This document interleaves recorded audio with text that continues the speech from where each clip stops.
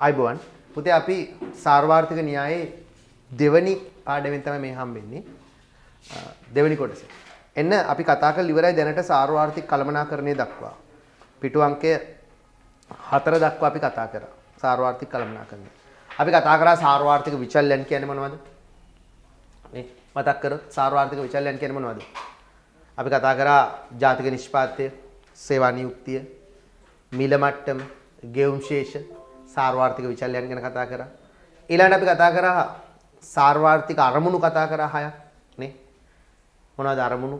අපි කිව්වා පූර්ණ සේවා නියුක්තිය, ආර්ථික වෘද්ධිය හා තිරසාර සංවර්ධනය, මිල ස්ථායීතාවය, ආදායම් ව්‍යාප්තිය සාධාරණත්වය, ගෙවුම් ශේෂ අගේ ආරක්ෂා කරගන්න ඕනේ කිව්වා. තව විනිමය අනුපාත ස්ථාවර කරගන්න ඕනේ කිව්වා. ඔය වගේ අරමුණු කතා කරා.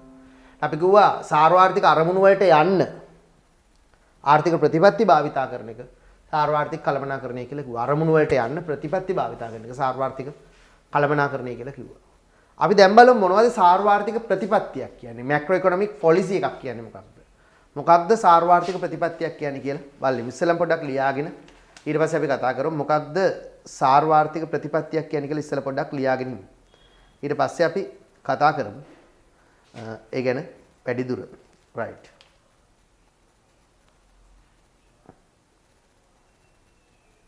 මම කියන්නම් ලියන්න. සාර්වාර්ථික ප්‍රතිපත්ති. මෙහෙම ලියන්න. මැක්‍රෝ ඉකොනොමික් පොලිසිස් කියන තැන ලියන්න. ආර්ථික ප්‍රතිපත්ති යනු ආර්ථික ප්‍රතිපත්ති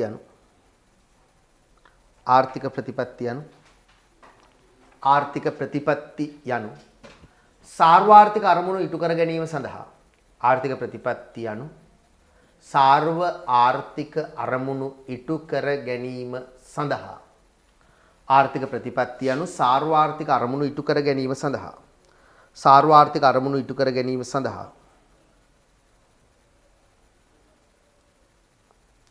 සාර්වාර්ථික අරමුණු ඉටු කර ගැනීම සඳහා ආර්ථිකයක් මෙහෙයවීමට ආර්ථික ප්‍රතිපත්ති යනු සාර්වාර්ථික අරමුණු ඉටු කර ගැනීම සඳහා සාර්වාර්ථික අරමුණු ඉටු කර ගැනීම සඳහා ආර්ථිකයක් මෙහෙයවීමට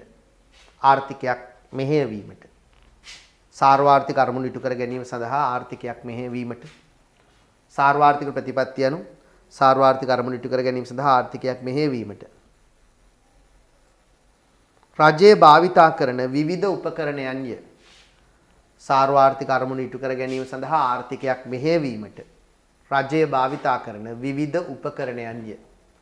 සාර්වාර්ථික අරමුණු ඉටු කර ගැනීම සඳහා ආර්ථිකයක් මෙහෙයවීමට රජයේ භාවිතා කරන විවිධ උපකරණ. කියන්නේ ආර්ථිකය හරි දිශාවට ගෙනියන්න ආර්ථිකය මෙහෙයවන්න රජයේ භාවිතා කරන උපකරණයන් උපක්‍රම සාර්වාර්ථික ප්‍රතිපත්ති කියලා කියනවා. මොකද්ද හපකෝති මොකද්ද සාර්වාර්ථික ප්‍රතිපත්තියක් කියන්නේ? ආර්ථික ප්‍රතිපත්තියක් කියන්නේ මොකද්ද? සාර්වාර්ථික අරමුණු ඉටු කර ගැනීම සඳහානේ. අපේ අරමුණු ඉටු කරගන්න. ආර්ථික අරමුණු ඉටු කර ගැනීම සඳහා ආර්ථිකය මෙහෙයවීමට.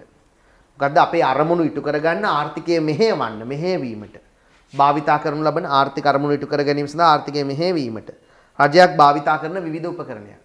ආපහු කියන්නේ මොකද්ද? ආර්ථික අරමුණු ඉටු කරගන්න. අරමුණු දිහාට රට තල්ලු කරගෙන යන්න ආර්ථිකය මෙහෙයවීමට රජය භාවිතා කරන විවිධ උපකරණයන්. රජයක් භාවිතා කරන විවිධ උපකරණයන්. සාර්වාර්ථික අරමුණු ඉටු කර ගැනීමට ආර්ථිකයක් මෙහෙයවීමට රජය භාවිතා කරන විවිධ උපකරණයන් නැත්නම් උපක්‍රම. ඉරක් ගහන්න එකට. නිර්වචන ඉරක් ගහන්න සම්පූර්ණයෙන්. එවැනි ප්‍රතිපත්ති කිහිපයක් පහත දැක්වේ. සාර්වාර්ථික කළමනාකරණයේ උපකරණ ලෙස මේවා හඳුන්වනවා කියලා කියනවා. හරි. ප්‍රතිපත්තියක් කියන්නේ මොකද්ද කියලා තියෙනවා. ප්‍රතිපත්තියක් කියන්නේ මොකද්ද? ඒක නම් පාඩම් කරන්න ඕනේ නැහැ. යම් නිශ්චිත අරමුණු මාලාවක් ඉටු කර ගැනීමට පුද්ගලයන් තම අභිමතය මත ගොඩනගා ගන්නා නිගමනය. අර මං කිව්වේ දිස්ත්‍රික්කේ පළවෙනිය වෙන්න ඕන නිසා මම කරපු දේවල්. අන්න ඒ වගේ යම් අරමුණකට යන්න තමන් හිතන මෙන්න මේ දේවල් කරන්න ඕන මේ දේවල් කරන්න ඕනේ නැහැ කියලා. අන්න ඒවා. යම් අරමුණකට යන්න පුද්ගලයෙක් තම අභිමතය මත ගොඩනගා ගන්නා නිගමනයන්. බොහෝ විට මේවා පුද්ගල අභිමතය මත ගොඩනගෙන මෙන් අභිමතානුරූපී වේ. නම් පුද්ගලයාගේ දර්ශනය යහපත අයහපත සාරධර්ම වැනි ප්‍රතිපත්ති තුලින් නිරූපණය වේ. කිසියම් ප්‍රතිපත්තියක් සකස් කරනුවේ අරමුණු මාලාවක් ඉටු කරගන්න. අපි ප්‍රතිපත්ති හදන්නේ අරමුණු ළඟා කරගන්න. ආර්ථික ප්‍රතිපත්තියක් තුලත් ඒ වගේ ලක්ෂණ දකින්න තියෙනවා. ආර්ථිකයක් තුල තියෙන ප්‍රතිපත්ති මෙන්න මේ විදිහට අපි අඳුර ගන්නවා කොටස් 6කට බෙදලා. පළවෙනි එක. මේ දෙකෙන් වැදගත්ම ප්‍රතිපත්ති දෙක තමයි 1 හා 2. මූල්‍ය ප්‍රතිපත්තියයි ෆිස්කල්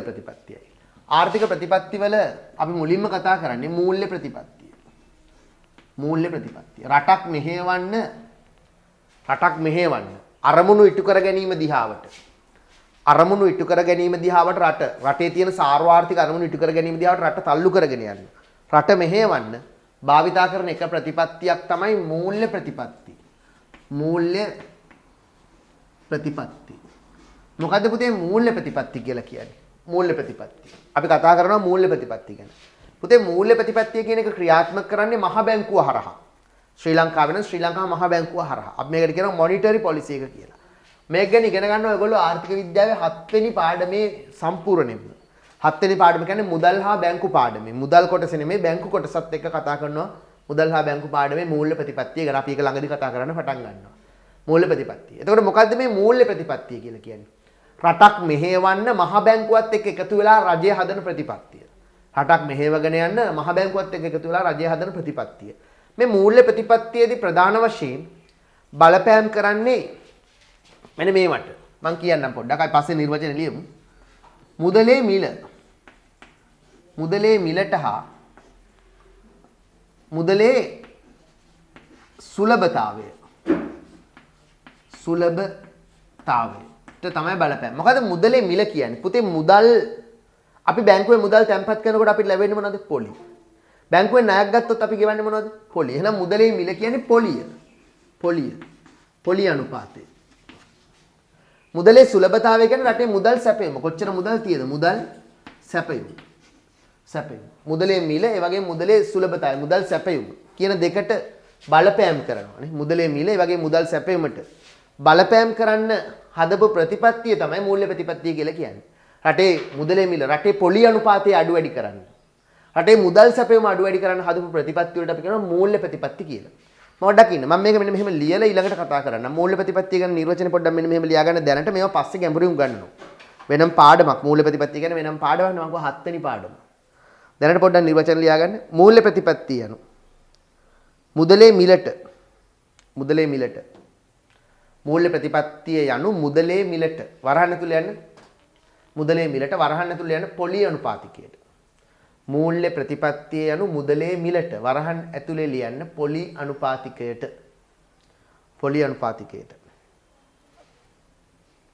මුදලේ මිලට වරහන් ඇතුලේ යන පොලි අනුපාතිකයට. වරහන වහන්න. මූල්‍ය ප්‍රතිපත්තිය යනු මුදලේ මිලට වරහන් ඇතුලේ යන පොලි අනුපාතිකයට. වරහන වහන්න. මුදලේ මිලට කියන්නේ පොලි අනුපාතිකයට. සහ මුදලේ සුලභතාවයට.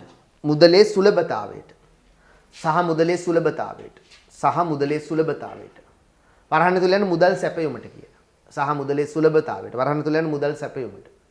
මුදලේ සුලභතාවය කියන්නේ මුදල් සැපයීම. රටේ මුදල් සැපයීම කොච්චරද? මුදල් සැපයීමට.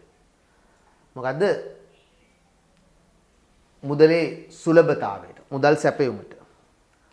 අපි ලිව්වේ මෙහෙමයි. මූල්‍ය ප්‍රතිපත්තිය යනු මුදලේ මිලට පොලි අනුපාතිකයට. මුදලේ මිලට වරහන් ඇතුළේ පොලි අනුපාතිකයට. සහ මුදලේ සුලභතාවයට. එන මුදල් සැපයීමට. බලපෑම් කිරීමට අදාළ ප්‍රතිපත්තියයි.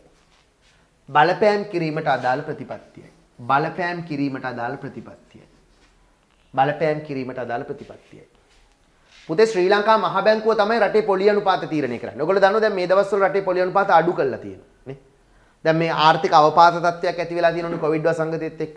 එකෙන් ගොඩ එන්න ඕන නිසා පොලි අනුපාතික අඩු කරලා තියෙනවා. ව්‍යාපාරිකයන්ට අඩු පොලියට ණය දෙනවා. අන්න ඒ වගේ පොලි අනුපාතිකයට බලපෑම් කරන එක. මුදලේ මිල පොලි අනුපාතිකයට. ඒ වගේම මුදලේ සුලභතාවය. රටේ කොච්චර මුදල් අච්චු ගහනවද? මිනිස්සු අතේ කොච්චර මුදල් තියෙන්න ඕනද? මුදලේ සුලභතාවය කියන්නේ මුදල් සැපයීමට. බලපෑම් කිරීමට මහ බැංකුව මැදිහත් වෙනවා නම් අන්න ඒකට කියනවා මොකද? මූල්‍ය ප්‍රතිපත්තිය. මොකද මූල්‍ය ප්‍රතිපත්තිය කියලා කියන්නේ? මූල්‍ය ප්‍රතිපත්තිය අනු මුදලේ මිලට වරහන් ඇතුලේ පොලි අනුපාතයට. මුදලේ සුලභතාවයට වරහන් ඇතුලේ මුදල් සැපයීමට බලපෑම් කිරීමට අදාළ ප්‍රතිපත්තිය. ඒකට බලපෑම් කිරීමට අදාළ ප්‍රතිපත්තිය. රයිට්. මේක නයි පස්සේ කතා කරනවා ගැඹුරින්. මේ ක්‍රියාත්මක වන්නේ මුදල් සැපයීම, ණය සැපයීම, පොලි අනුපාත යන මාධ්‍යයන් කරගෙන. මේ විචල්යන් අඩු හෝ වැඩි කිරීමෙන් ආර්ථිකයේ වියදම් මට්ටමට බලපෑම් කරනවලු. දේශීය ආර්ථිකය තුළ මිල ස්ථායීතාව ඇති කර ගැනීමේ අභිප්‍රායයෙන් රජයේ වෙනුවෙන් මහ බැංකුව මූල්‍ය ප්‍රතිපත්තිය ක්‍රියාත්මක කරනවා. ඉරක් ගහන්න මහ බැංකුව මූල්‍ය ප්‍රතිපත්තිය ක්‍රියාත්මක කරනවා. මූල්‍ය ප්‍රතිපත්තිය ක්‍රියාත්මක කරන්නේ ශ්‍රී ලංකා මහ බැංකුව. මහ බැංකුව ලංකාවේ නම්. රයිට්. ඒක ගැන අපි පස්සේ කතා කරනවා. ඔය ඇති නිකන් චුට්ටක් දැනගත්තාම ඇති. ඊළඟට තව ප්‍රතිපත්තියක් තියෙනවා. ආර්ථිකය මෙහෙවන්න බලපාන තව ප්‍රතිපත්තියක්. ඒක තමයි ෆිස්කල් ප්‍රතිපත්තිය. ෆිස්කල් ප්‍රතිපත්තියට කියන නම් තුනක් තියෙනවා. ෆිස්කල් ප්‍රතිපත්තියට අපි කියන නම් තුනක් තියෙනවා. අපි ඒකත් බලමු. ෆිස්කල් ප්‍රතිපත්තිය. ෆිස්කල් ප්‍රතිපත්තිය කියලා කියනවා ඔකට. මේ ජිරාෆ්ගේ පයන්නත් එක තියෙන ෆිස්කල් ප්‍රතිපත්තිය. එහෙම නැත්නම් අයවැය ප්‍රතිපත්තිය. එහෙම නැත්නම් ඔකට කියනවා නිකම් මූල්‍ය නෙමෙයි මොන මූල්‍යද? රාජ්‍ය මූල්‍ය ප්‍රතිපත්තිය. එහෙනම් මොකද්ද ෆිස්කල් ප්‍රතිපත්තිය? රාජ්‍ය මූල්‍ය නෙමෙයි රාජ්‍ය මූල්‍ය. මූල්‍ය නෙමෙයි රාජ්‍ය මූල්‍ය.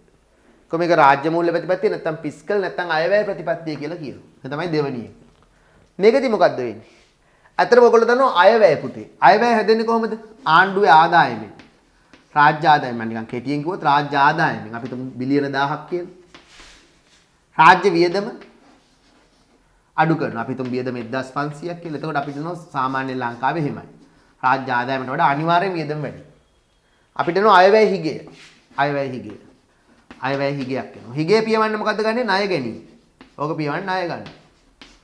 ඔන්න ඕවා සම්බන්ධයෙන් බලපෑම් කරොත් මොනවද? රාජ්‍ය ආදායම, රාජ්‍ය වියදම, අයවැය හිගය, අයවැය හිගය පියවන ගන්න ණය සම්බන්ධයෙන් බලපෑම් කිරීම තමයි අපි මෙතෙන්දී කතා කරන්නේ. ඒකට තමයි අපි කියන්නේ රාජ්‍ය මූල්‍ය ප්‍රතිපත්තිය නැත්නම් ෆිස්කල් ප්‍රතිපත්තිය නැත්නම් අයවැය ප්‍රතිපත්තිය කියලා. අපි ලියාගෙන ඉවරලා කතා කරමු. ලියන්න. ෆිස්කල් ප්‍රතිපත්තිය යනු ෆිස්කල් ප්‍රතිපත්තිය යනු ෆිස්කල් ප්‍රතිපත්තිය යනු ෆිස්කල් ප්‍රතිපත්තිය යනු රාජ්‍ය ආදායම රාජ්‍ය ආදායම ෆිස්කල් ප්‍රතිපත්තිය යනු රාජ්‍ය ආදායම කමා රාජ්‍ය වියදම කමා රාජ්‍ය ණය. රාජ්‍ය ආදායම රාජ්‍ය වියදම රාජ්‍ය ණය. මෙතින් රාජ්‍ය ආදායම ආණ්ඩුවේ ආදායම කොච්චරද? ආණ්ඩුවේ වියදම කොච්චරද? ඊට පස්සේ ඇතිවෙන අයවැය හිගය පියවන කොච්චර ණය ගන්නවද? ඔන්නවා. රාජ්‍ය ආදායම රාජ්‍ය වියදම රාජ්‍ය ණය. යනාදිය හැසිරවීම මගින් යනාදිය හැසිරවීම මගින්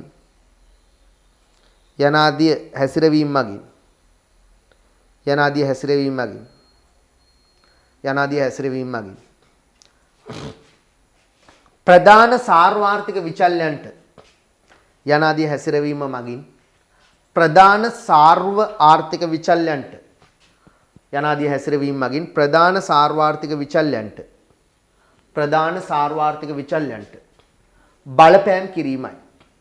ප්‍රධාන සාර්ව ආර්ථික විචල්යන්ට බලපෑම් කිරීමයි. ප්‍රධාන සාර්වාර්ථික විචල්යන්ට බලපෑම් කිරීමයි. පුතේ මෙහෙම මතක තියාගන්නකෝ. අයවැය ලේඛනයක තියෙන්නේ මොනවද? රාජ්‍ය ආදායම, ආණ්ඩුවේ ආදායම. එතන බිලියන 1000යි කියලා. අඩු කරනවා ආණ්ඩුවේ වියදම. බිලියන 1500ක. එතන 1500 කියලා හිතමු. අයවැය හිගයක් එන්නේ. 500. එන එක පියවන ණය ගන්නවා නේ. රාජ්‍ය ණය. ඔන්න මේක කතා කරන මේ රාජ්‍ය ආදායම, රාජ්‍ය ණය, රාජ්‍ය ආදායම, රාජ්‍ය වියදම. ඒක පියවන්න ගන්න අයවැය හිගය පියවන්න ගන්න රාජ්‍ය ණය නේ.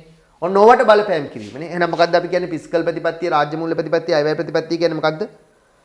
ෆිස්කල් ප්‍රතිපත්තිය anu රාජ්‍ය ආදායම, රාජ්‍ය වියදම, රාජ්‍ය ණය අනාදී හැසිරවීම මගින් සාර්වාර්ථික විචල්යන්ට බලපෑම් කිරීමයි. යනාදී හැසිරවීම මගින් සාර්වාර්ථික විචල්යන්ට බලපෑම් කිරීම. ඒකටත් තිරක් ගන්න නිර්වචනට. උඩ එකත් නිර්වචන ටිකක් ගන්න, ඕකෙත් තිරක් ගන්න. මොකද්ද ෆිස්කල් ප්‍රතිපත්තිය කියන්නේ? රාජ්‍ය ආදායම, රාජ්‍ය වියදම, රාජ්‍ය ණය අනාදී හැසිරවීම මගින් ප්‍රධාන සාර්වාර්ථික විචල්යන්ට බලපෑම් කිරීම. right. ෆිස්කල් ප්‍රතිපත්තිය ක්‍රියාත්මක කරනුවේ රාජ්‍ය අයවැය මගින්. අයවැය ලේඛනයෙන් තමයි මේ ක්‍රියාත්මක කරන්නේ. රාජ්‍ය ආදායම කොච්චරද, වියදම කොච්චරද, කොච්චරක් ණය ගන්නවද? එහිදී රාජ්‍ය වියදම බදු අඩු කිරීම සහ මිල මට්ටම් වල සංයුතිය වෙනස් කිරීමෙන් සමස්ත ඉල්ලුම, සමස්ත නිමවුම, සේවා නියුක්තිය, සම්පත් බෙදීමේ රටාව වැනි දෑ කෙරෙහි බලපෑම් කරනවලු. right. පුතේ ඔය දෙක තමයි ආර්ථිකයක තියෙන ප්‍රධානම ආර්ථික ප්‍රතිපත්ති දෙක. මොකද්ද ප්‍රධානම ආර්ථික ප්‍රතිපත්ති දෙක? එකක් මූල්‍ය ප්‍රතිපත්තිය, අනිත් එක ෆිස්කල් ප්‍රතිපත්තිය, හත් අයවැය ප්‍රතිපත්තිය, රාජ්‍ය මූල්‍ය ප්‍රතිපත්තිය. ඔය දෙක ඇරුණාම අනිත් ඒවා එච්චර වැදගත් නෑ. ප්‍රධානම වැදගත්ම ආර්ථික ප්‍රතිපත්ති දෙක තමයි එකක් මහ බැංකුව ක්‍රියාත්මක කරන මූල්‍ය ප්‍රතිපත්තිය, අනිත් එක අයවැය ලේඛනය හරහා ක්‍රියාත්මක කරන රාජ්‍ය මූල්‍යවත් අයවැය ෆිස්කල් ප්‍රතිපත්තිය. ඔය දෙක තමයි ප්‍රධානම ප්‍රතිපත්ති දෙක. අනිත් ඒවා එච්චර වැදගත් කමක් නෑ. නමුත් අපි ටිකක් උඩින් පල්ලෙන් හරි බලාගෙන යමු. තව තියෙනවා ආර්ථික ප්‍රතිපත්තියක්. සැපයුම් ප්‍රවර්ධන ප්‍රතිපත්තිය. මොකද්ද සැපයුම් ප්‍රවර්ධන ප්‍රතිපත්තිය කියන්නේ? ඔක් කියලා තියෙනවා මෙන්න මෙහෙම. කිසියම් රටක් නිපදවනු ලබන භාණ්ඩ ප්‍රමාණය කඩ සැපයුමට බලපෑම් කරන්නේ. සප්ලයි එකට. ඉල්ලුමට නෙමෙයි සැපයුමට. කිසියම් රටක් නිපදවන ලබන භාණ්ඩ ප්‍රමාණය ඒවායේ ගුණාත්මක තත්ත්වයේ කෙරෙහි බලපාන සාධක වලට බලපෑම් කිරීමේ ප්‍රතිපත්තියයි. ඉරක් ගන්න කිසියම් රටක් නිපදවන භාණ්ඩ ප්‍රමාණය ඒවායේ ගුණාත්මක තත්ත්වය කෙරෙහි බලපාන සාධක වලට බලපෑම් කිරීමේ ප්‍රතිපත්තියයි. මේ වෙළඳපොළවල් හා කර්මාන්ත වඩා කාර්යක්ෂම කිරීමට අදාළ වේ කියලා කියනවා. මේ ප්‍රතිපත්තිය දිගුකාලීන ආර්ථික වර්ධනයක් සඳහා යොමු කිරීම උදෙසා සූක්ෂම ආර්ථික විචලනයන්ට බලපෑම් කරනවා කියලා කියනවා. මේ ප්‍රතිපත්තිය සැපයුම් වංශීය ආර්ථික ප්‍රතිපත්තිය කියලා කියනවා. ඇත්තට මේකෙන් වෙන්නේ රටේ භාණ්ඩ හා සේවා සැපයුමට නිෂ්පාදනය සැපයුම වැඩි කරන්න බලපෑම් කරනවා. රටේ තේ නිෂ්පාදනය වැඩි කරන්න, රබර් නිෂ්පාදනය වැඩි කරන්න, වී නිෂ්පාදනය වැඩි කරන්න, නේ බිත්තර නිෂ්පාදනය වැඩි කරන්න, කුකුල් මස් නිෂ්පාදනය වැඩි කරන්න, ඇඟලුම් නිෂ්පාදනය වැඩි කරන්න, සැපයුම ප්‍රවර්ධනය කරන්න තමයි මේකෙදි කටයුතු කරන්නේ. සැපයුම් ප්‍රවර්ධන ප්‍රතිපත්තිය. මේකට අපිට උදාහරණ දෙන්න පුළුවන් මෙන්න මෙහෙම. සැපයුම් ප්‍රවර්ධන ප්‍රතිපත්තියට උදාහරණ දෙන්න පුළුවන් මෙන්න මෙහෙම. මොනවද? ලියන්න එක. සැපයුම් ප්‍රවර්ධන ප්‍රතිපත්තියට අදාළව මෙහෙම ලියන්න. 1. පර්යේෂණ හා සැපයුම් ප්‍රවර්ධන ප්‍රතිපත්තියට උදාහරණ ලියන්න 1. පර්යේෂණ හා සංවර්ධනයට අදාළව කෙරෙන ආයෝජන ධෛර්යමත් කිරීම.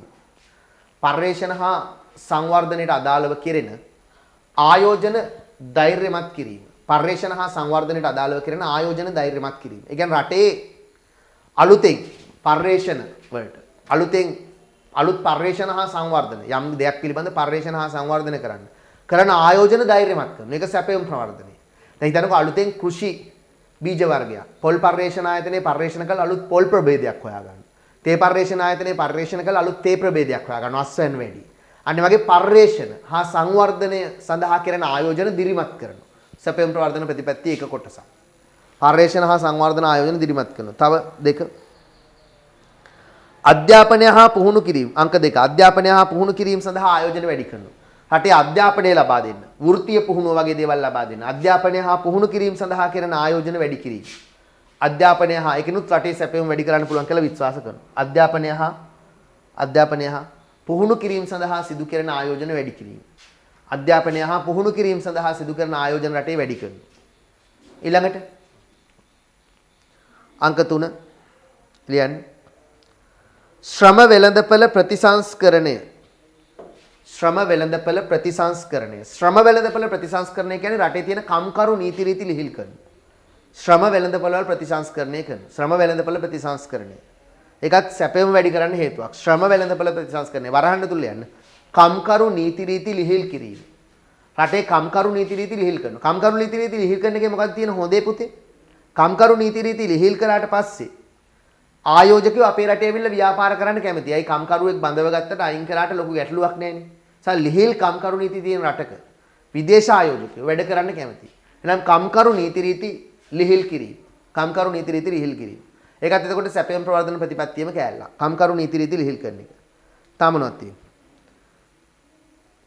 කියන්නේ මොකද අධ්‍යාපනය හා පුහුණු කිරීම සඳහා ආයෝජන වැඩි කිරීම ශ්‍රම වෙළඳපොළ ප්‍රතිසංස්කරණ කියන එක ඇතුළේ තමයි වරහන් ඇතුළේ ලියා ගන්න කිව්වේ. ශ්‍රම වෙළඳපොළ ප්‍රතිසංස්කරණ කියන එකට තමයි ලියන්න කිව්වේ. කම්කරු නීති රීති ලිහිල් කිරීම කියලා වරහන් ඇතුළේ. හරිනේ? ඒතර 3යි කිව්වේ. මොකක්ද? 2ක් පර්යේෂණ හා සංවර්ධන ආයෝජනය, 2 අධ්‍යාපනය හා පුහුණු කිරීමට ආයෝජන වැඩි කරන, 3 ශ්‍රම වෙළඳපොළ ප්‍රතිසංස්කරණය. කියන්නේ කම්කරු නීති රීති ලිහිල් කිරීම. 4 වෙළඳපොළ තරඟකාරීත්වය වැඩි කිරීම. වෙළඳපොළ සැපයුම් කරුවන් අතර තරඟය වැඩි කරනවා. සැපයුම් වැඩි කරන්න හොඳ ක්‍රමයක්. වෙළඳපොළ තරඟකාරීත්වය වැඩි කිරීම. 4 වෙළඳපොළ තරඟකාරීත්වය වැඩි කිරීම. වෙළඳපොළ තරඟකාරීත්වය වැඩි කිරීම. ලියන්න 5 වෙළඳපොළ තරඟකාරීත්වය වැඩි කිරීම 4. 5 නියාමන හරණය. නියාමන හරණය මම මේ කියලා දෙන්නම්. නියාමන හරණය. මේක පුතේ අපි පස්සේ කතා කරනවා. නියාමන හරණය කියන එක අපි වෙන පාඩමක රාජ්‍ය මූල්‍ය පාඩමේ කතා කරනවා. දැනට මම නිකන් කිව්වොත් මේ කියන්නේ ඩීරෙගියුලේෂන්ස්. නීති රීති රෙගුලාසි ලිහිල් කරනවා.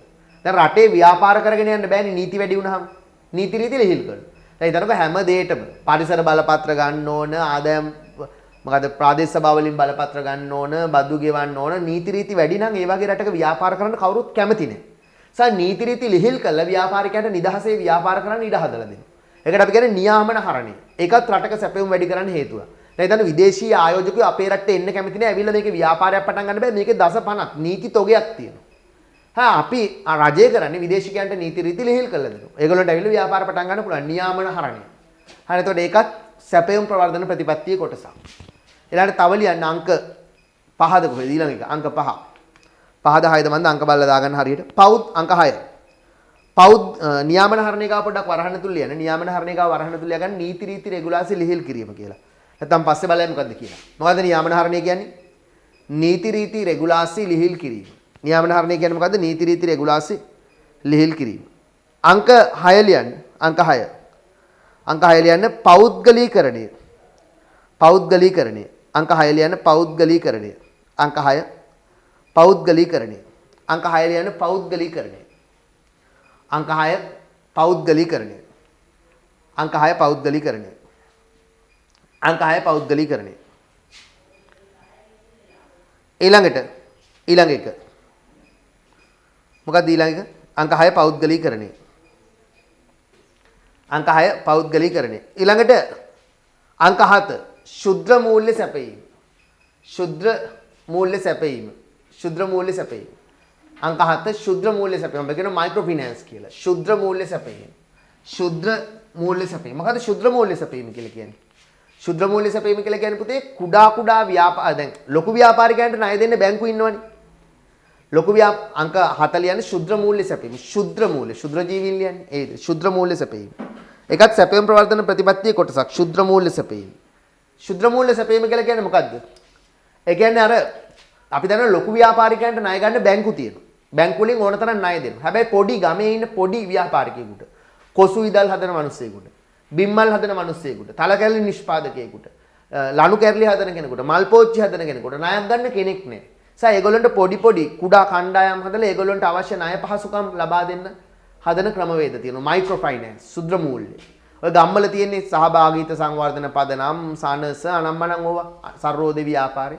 අන්න ඒ වගේ කුඩා කණ්ඩායම් හරහා කුඩා ණය පහසුකම් ලබා දෙනවා. Micro finance. අන්නේ සුද්‍ර මූල්‍යත් රටේ සැපයුම් ප්‍රවර්ධන ප්‍රතිපත්තියේ කොටසක්. ශුද්‍ර මූල්‍ය පහසුකම් සැපයීම. ශුද්‍ර මූල්‍ය පහසුකම් සැපයීම. ඕනනම් පැත්තකින් ලියාගන්න කුඩා ව්‍යවසායකින් සඳහා ණය පහසුකම් කියලා දැනට ලියාගන්න. ඕක පස්සේ උගන්වනවා යම් තැනක. කුඩා ව්‍යවසායකයන් සඳහා ණය පහසුකම්. ශුද්‍ර මූල්‍ය පහසුකම් සැපයීම. කියන්නේ කුඩා ව්‍යවසායකයන් සඳහා ණය පහසුකම්. ශුද්‍ර මූල්‍ය පහසුකම් සැපයීම. කුඩා ව්‍යවසායකයන්ට ණය පහසුකම් දෙනවා.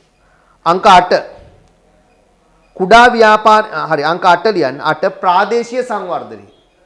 අංක 8 ප්‍රාදේශීය සංවර්ධනය. ප්‍රාදේශීය කියන්නේ දුරස්ත ප්‍රදේශවල පාරවල් හදනවා සංවර්ධනය කරනවා. ප්‍රාදේශීය සංවර්ධනය.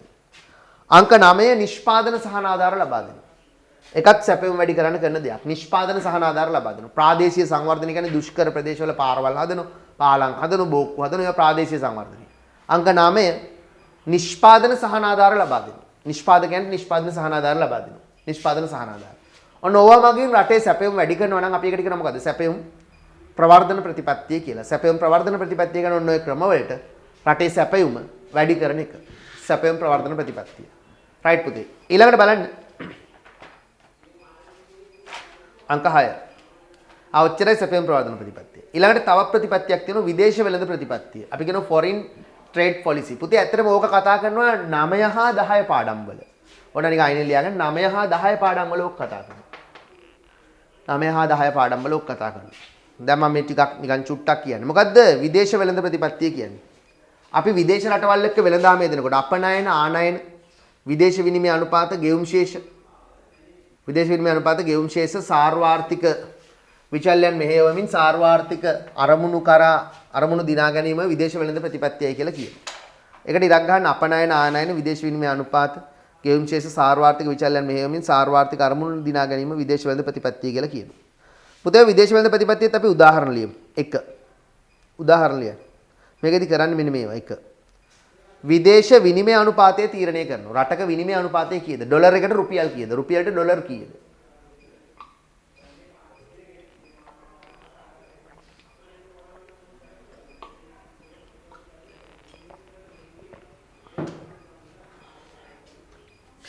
විදේශ විනිමය අනුපාතය තීරණය කරනවා. ඩොලර් එකට රුපියල් කීයද? රුපියලට ඩොලර් කීයද? නැත්නම් යුරෝ කීයද? යුරෝ එකට රුපියල් කීයද? විදේශ විනිමය අනුපාතය තීරණය කරන්න ඕන. විදේශ විනිමය අනුපාතය තීරණය කිරීම. තව විදේශ වෙළඳ ප්‍රතිපත්තියේ කොටසක්. අංක 2. අපනයන දිරිගැන්වීමට කටයුතු කිරීම. එක්ස්පෝර්ට් අපනයන දිරි ගන්නවා රජය. රජය හැම වෙලාවෙම try කරන්නේ අපනයන වැඩි කරන්න. මොකද අපනයන කියන්නේ විදේශ වලට විකුණන එකනේ. විදේශ වලට විකුණුවොත් තමයි සල්ලි එන්නේ. අපනයන දිරිගැන්වීමට කටයුතු කිරීම. ඒකත් විදේශ වෙළඳ ප්‍රතිපත්තිය. දැන් අර මේ දවස්වල ඔයගොල්ලෝ දන්නෝ ගම්වල රජයේ කුරුඳු වගාව ප්‍රවර්ධනය කරනවා. කුරුඳු පැල නොමිල දෙනවා. ඇයි කුරුඳු පැල නොමිල දෙන්නේ? කුරුඳු කියන්නේ ලංකාවේ මාළුවක් විදිහට උල කණ එකක්වත් අම්බල කණ එකක්වත් නෙවෙයි. අපිට අවශ්‍ය ප්‍රමාණයට වඩා වැඩිපුර අපි කුරුඳු හිටවනවා. හිටවන්නේ විදේශ වලට අපනයනය කරන්නේ. ඒකෙන් විශාල විදේශ විනිමයක් ගන්න පුළුවන්. ඒක නිසා මේ වගේ අපනයන ප්‍රවර්ධනය කරන්න රජය මැදිහත් වෙනවා. නම් ඒකත් විදේශ වෙළඳ ප්‍රතිපත්තියේ කොටසක්. අපනයන ප්‍රවර්ධනය කිරීම. තාම මොනවද පුතේ? ආනයන පාලනය කිරීම. අපනයන වැඩි කරන්න ඕනේ. ඒ කියන්නේ අපේ රටෙන් විදේශ වලට විකුණන ඒවා අපනයන වැඩි කරන්න ඕනේ. ඒ වගේම ආනයන අඩු කරන්න ඕනේ. ඒ කියන්නේ විදේශ රටෙන් වල වලින් අපේ රටට ගේන ඒවා අඩු කරන්න ඕනේ. මොකද ආනයන ගොඩක් වැඩි වුණොත් අපේ සල්ලි එළියට යනෝනේ. නිසා අපි සමහරට කාර් ආනයනය කරන එක తాවකාලිකව නවත්වනවා. ඊට පස්සේ සුපෝගභෝගී දේවල් ආනයනය කරන එක නවත්වනවා. ඒකත් විදේශ වෙළඳ ප්‍රතිපත්තියේ කොටසක්. මොකද්ද ආනයන ලියන ආනයන පාලනය කිරීමට කටයුතු කිරීම. ආනයන පාලනය කිරීමට කටයුතු කිරීම. ආනයන සීමා කරනවා. අඩු කරනවා. ඒක එතකොට අපේ විදේශ වෙළඳ ප්‍රතිපත්තියේ කොටසක්. ආනයන පාලනය කිරීමට කටයුතු කරනවා. ඊළඟට පුතේ තාම මොනවද? තීරුබදු පැනවීම හෝ ලිහිල් කිරීම. සමහරක් භාණ්ඩ අපේ රටට ගේන එකට අපි කැමති නැත්නම් අපි ඒවට තීරුබදු ගහනවා. සමහර භාණ්ඩ අපි රට ඇතුළට ගේන එක දිරිමත් කරන්න ඕන නම් ඒවට දීලා තියෙන තීරුබදු ලිහිල් කරනවා. ඒකත් විදේශ වෙළඳ ප්‍රතිපත්තිය. තීරුබදු කියන්නේ පිටරටින් එන භාණ්ඩ වලට ගහන බදු. පිටරටින් එන භාණ්ඩ වලට වරායේදී ගහන බදු. තීරුබදු අපිට ඕන නම් ලිහිල් කරන්න පුළුවන්. එතකොට ඒ භාණ්ඩ රට ඇතුළට ගලාගෙන එනවා. කිසියම් භාණ්ඩයක් රට ඇතුළට ගලාගෙන ඒක නවත්තන්න ඕන නම් අපි ඒකට තීරුබදු ගහනවා. තීරුබදු පැනවීම කරන්නත් පුළුවන්. තීරුබදු ලිහිල් කිරීම කරන්නත් පුළුවන්. ඒකත් එතකොට විදේශ වෙළඳ ප්‍රතිපත්තියෙම කොටසක්. ඊළඟට තාම මොනවද තියෙන්නේ? අංක 5 ද්විපාර්ශවික බහුපාර්ශවික වෙළඳ කිවිසුම් ක්‍රියාත්මක කිරීම. ද්විපාර්ශවික බහුපාර්ශවික වෙළඳ කිවිසුම් ක්‍රියාත්මක කිරීම. ඒකත් විදේශ වෙළඳ ප්‍රතිපත්තියේ කැලලක්. ද්විපාර්ශවික බහුපාර්ශවික වෙළඳ කිවිසුම් ක්‍රියාත්මක කිරීම. මොනවද ද්විපාර්ශවික වෙළඳ කිවිසුම් කියන්නේ? රටවල් දෙකක් අතර ඉන්දු ලංකා කිවිසුම්. අන්න ඒවට කියනවා ද්විපාර්ශවික වෙළඳ කිවිසුම්. බහුපාර්ශවික කියන රටවල් ගොඩක්නේ. රටවල් කිහිපයක් සමහරට යුරෝපා සංගමයත් එක්ක. ඒ වගේ ලෝකේ තියෙන රටවල් ගොඩක් එක්ක වෙළඳ කිවිසුමක් ගවොත් ඒක බහුපාර්ශවීය. ද්විපාර්ශවීය වෙළඳ කිවිසුම් තියෙන රටවල් දෙකක් අතර රටවල් ගොඩක් එක්ක ගහන වෙළඳ කිවිසුම් තියෙන බහුපාර්ශවීය. ඔය වගේ ද්විපාර්ශවික බහුපාර්ශවික වෙළඳ කිවිසුම් ක්‍රියාත්මක කිරීම. ඔනවා තමයි විදේශ වෙළඳ ප්‍රතිපත්තියේ කොටස්. පුතේ ඔය මම නැවත නැවත කියන්නේ නැහැ. ඔයගොල්ලෝ පොඩ්ඩක් පාඩම් කරගන්න ඕනේ ඒවා. මොකද්ද එතකොට විදේශ වෙළඳ ප්‍රතිපත්තිය යටතේ අපිට කතා කරන්න තියෙන්නේ? විනිමය අනුපාත තීරණය කරනවා. අපනයන දිරිගන්වනවා, ආනයන පාලනය කරනවා, තීරුබදු පනවනවා, එක්ක ලිහිල් කරනවා, දීපාර්ශවික බහුපාර්ශවික කිවිසුම් වලට එන්න මොන එච්චරයි. ඒ තමයි විදේශ වෙළඳ ප්‍රතිපත්තිය. ඊළඟට තව ප්‍රතිපත්තියක් තියෙනවා අංක 5. මේවා එච්චර වැදගත් ප්‍රතිපත්ති නෙමෙයි. අර පළවෙනි දෙක තමයි අපි ගොඩක් ගැඹුරින් දැනගන්න ඕන. ආදායම් ප්‍රතිපත්තිය. ආදායම් ප්‍රතිපත්තිය කියන්නේ උද්දමන වේගය පාලනය කිරීමට රජය ඍජු ලෙස වැටුප් මිල උපනතීන් කෙරෙහි බලපෑම් කිරීමට ගනු ලබන ප්‍රතිපත්තිය. කියන්නේ අපි රජය ඉරක් ගහන්න ආදායම් ප්‍රතිපත්තිය යන උද්දමන වේගය පාලනය කිරීමට ඍජු ලෙස රජයේ වැටුප් හා මිල උපනතීන් කෙරෙහි බලපෑම් කරන ලබන ප්‍රතිපත්තිය. මේ වැටුප් මිල ප්‍රතිපත්තිය ලෙසද ආදායම් ප්‍රතිපත්තිය ලෙසද හඳුන්වනවා. ආදායම් ප්‍රතිපත්තිය සාර්ථකව ක්‍රියාත්මක වන විට කෙටි කාලින සැපයුම් වක්‍රය දකුණට විතැන් වී නිෂ්පාදනයේ වර්ධනය වෙනවා. පුතේ ආදායම් ප්‍රතිපත්තිය කියන්නේ දැන් රටේ බඩු මිල වැඩි වෙන වෙලාවක වැටුප් සීමා කරනවා. සීමා කළ සමහරට වැටුප් පාලනය කරනවා. වැටුප් පාලනය කළ නිෂ්පාදකයෝ කැමති වැටුප් අඩු කරනවා. නිෂ්පාදනෙත් වැඩි වෙනකොට වැටුප් අඩු වෙනවා. ඔන්න ඔය වගේ ආදායම් ප්‍රතිපත්ති රජයේ ක්‍රියාත්මක කරනවා. ඒව තමයි ඔය තියෙන්නේ. ඒවා ලොකුවට බාන්න ඕනේ නිකන් නිර්වචන මතක තියාගන්න. ඍජු පාලන ප්‍රතිපත්ති direct control policies ඒවත් ලොකුවට බාඩම් කරන්න ඕනේ නිකන් පොඩ්ඩක් බලන්න. රජයේ නියෝග ස්වරූපේ නාර්ථිකයේ මෙහෙවීමට යොදා ගන්නා ප්‍රතිපත්ති. රජය දෙනෝ නියෝග. ඒ කියන්නේ සමහර භාණ්ඩ වලට උපරිම මිලවල් දාන්න. හාල් කිලෝ එකක් විකිණිය හැකි උපරිම මිල රුපියල් 100යි. පොල් ගෙඩියක උපරිම මිල රුපියල් 100යි. ඊට වඩා වැඩි මිලකට විකුණුවොත් ඒක නීති විරෝධී. ඒ වගේ උපරිම මිල සීමා නියම කරනවා. අන්න ඒවට අපි කියනවා මොකද්ද? ඍජු පාලන ප්‍රතිපත්ති කියලා. direct control policies. රජයේ නියෝග ස්වරූපේ නාර්ථිකයේ මෙහෙවීමට යොදා ගන්නා ප්‍රතිපත්තීන්ය. කියනවා මෙම ප්‍රතිපත්ති බොහෝ විට භාවිතා කරන්නේ අරමුණු ඍජුව ඉටු කරගන්න. භාණ්ඩයක මිල වේගෙන් ඉහළ යනවා නම් ඒක පාරිභෝගිකයට දරා ගන්න බැරි නම් ඒක නවත්තන්න රජය කරනවා. ඒ භාණ්ඩේ උපරිම මිලක් දානවා. ඊට වඩා වැඩියෙන් විකුණන එක තහනම්. ඒ වගේම ඔයගොල්ලෝ ඉගෙනගෙන නැති ඉල්ලුම සැපීමේදී උපරිම මිල සීමා, අවම මිල සීමා ඔන්නව තමයි ඍජු පාලන ප්‍රතිපත්ති. තා සමහරට වෙළඳපොළ බලවේග වලට බලපෑම් කරනවා. භාණ්ඩ සපයන අයට බලපෑම් කරනවා. සැපයුම අඩු කරන්න කියනවා. වෙළඳපොළ බලවේග වලට බලපෑම් කරනවා. අත්‍යවශ්‍ය භාණ්ඩ ලේඛනයට ඇතුල් කරනවා. දැන් සහල් ඊට පස්සේ භූමි තෙල් පාන් වගේ දේවල් අත්‍යවශ්‍ය ලේඛනයට දාලා තියෙනවා. එතකොට ඒවා මිල රජය පාලනය කරනවා. ගෙවල් කුලිය පාලනය කරන්න රජයේ සමහරක් වෙලාවට මැදිහත් වෙනවා. පෞද්ගලීකරණ වැඩවලට, ඉඩම් ප්‍රතිසංස්කරණයට මැදිහත් වෙනවා. නොවා ඍජු පාලන ප්‍රතිපත්ති කියලා හඳුන්වනවා. එතකොට ඔන්න ඔය වගේ ආර්ථිකයක් තුල ක්‍රියාත්මක වන ප්‍රතිපත්ති අපි කතා කරා කීයක්ද? 6ක්. ආර්ථික ප්‍රතිපත්ති 6ක්. මට මුලින්ම කියන්න පුතේ මොකද්ද ආර්ථික ප්‍රතිපත්තියක් කියන්නේ? එන්න පිටු අංකය 4ට. මොකද්ද ආර්ථික ප්‍රතිපත්තියක් කියන්නේ? ඉකොනොමික් පොලිසි එකක් කියන්නේ මොකද්ද ආර්ථික ප්‍රතිපත්තියක්? ආර්ථික ප්‍රතිපත්තියක් කියන්නේ මොකද්ද? පිටු අංකය 6. ආර්ථික ප්‍රතිපත්තියක් කියන්නේ සාර්වාර්ථික අරමුණු ඉටු කර ගැනීමට ආර්ථිකයක් මෙහෙවීමට භාවිතා කරන විවිධ උපකරණයන්. මොකද්ද ආර්ථික ප්‍රතිපත්තියක් කියන්නේ? සාර්වාර්ථික අරමුණු ඉටු කරගන්න ආර්ථිකයේ මෙහෙවන්න භාවිතා කරන උපකරණයන් නේ. ආර්ථිකයේ මෙහෙවීමට භාවිතා කරන උපකරණයන්ට අපි කියනවා මොනවද? ආර්ථික ප්‍රතිපත්ති කියලා. සාර්වාර්ථික අරමුණු ළඟා කරගන්න ආර්ථිකයේ මෙහෙවන්න භාවිතා කරන උපකරණයන් උපක්‍රමයන්ට අපි කියනවා ආර්ථික ප්‍රතිපත්ති කියලා. එතකොට පුතේ ආර්ථික ප්‍රතිපත්ති ගැන අපි කතා කරනකොට ආර්ථික ප්‍රතිපත්ති වල මේ අපි කතා කරන ආර්ථික ප්‍රතිපත්ති වල මෙහෙම දෙයක් තියෙනවා. කොටස් 6කට ඒක බෙදන්න පුළුවන්. මොනවද කොටස් 6? එකක් තමයි ඊටාම වැදගත් ආර්ථික ප්‍රතිපත්ති දෙකක් මුලින්ම කතා කරනවා. එකක් මූල්‍ය ප්‍රතිපත්තිය, අනිත් එක රාජ්‍ය මූල්‍ය හෙවත් අයවැය ෆිස්කල් ප්‍රතිපත්තිය. මොකද පළවෙනි එක මූල්‍ය ප්‍රතිපත්තිය කියන්නේ මොකද්ද? මූල්‍ය ප්‍රතිපත්තියේදී මම කිව්වා ප්‍රධාන වශයෙන් බලපෑම් කරන්නේ එකක් එන පිටු අංකය 7ට. මොකද්ද මූල්‍ය ප්‍රතිපත්තිය කියන්නේ? කියවල බලන්න පිටු අංකය 7ද නෑ පිටු අංකය 5. පිටු අංකය 5නේ. පිටු අංකය 5ට එන්න අරක පිටු අංකය 4 තියුනේ ආර්ථික ප්‍රතිපත්තිය. පිටු අංකය 5ට එන්න පිටු අංකය 5 තියෙන මොකද්ද මූල්‍ය ප්‍රතිපත්තිය? මූල්‍ය ප්‍රතිපත්තිය කියන්නේ මොකද්ද? මුදලේ මිලට. මුදලේ මිල කියන්නේ මොකද්ද පුතේ? අපි බැංකුවේ සල්ලි දැම්මොත් අපිට ලැබෙන්නේ පොලිය. මුදල් බැංකුවේ දැම්මොත් පොලිය ලැබෙනවා. බැංකුවෙන් ණය ගත්තත් අපි ගෙවන්නේ පොලිය. එහෙනම් මුදලේ මිල කියන්නේ පොලිය. එහෙනම් මූල්‍ය ප්‍රතිපත්තිය කියන්නේ මුදලේ මිලට. ඒ කියන්නේ පොලිය අනුපාතයට. ඒ වගේම මුදලේ සුලභතාවයට. මුදල් කොච්චර තියෙද? සුලභතාවය කියන්නේ මුදල් සැපයීම නේ. මුදලේ මිලට ඒ කියන්නේ පොලිය අනුපාතයට මුදලේ සුලභතාවයට. ඒ කියන්නේ මුදල් සැපයීමට බලපෑම් කරන ප්‍රතිපත්ති වලට අපි කියනවා මූල්‍ය ප්‍රතිපත්තිය කියලා. ඒ ක්‍රියාත්මක කරන්නේ මහ බැංකුව. අයවැය ප්‍රතිපත්තිය කියන්නේ රාජ්‍ය ආදායම, රාජ්‍ය වියදම, ඊට පස්සේ ඇති වෙන අයවැය හිගේ පියවන ගන්න රාජ්‍ය ණය. රාජ්‍ය ආදායම, රාජ්‍ය වියදම, රාජ්‍ය ණය අනාදී හැසිරවීම මගින් ප්‍රධාන සාර්වාර්ථික විචලනයට බලපෑම් කරනවා නම් ඒක මොකද්ද?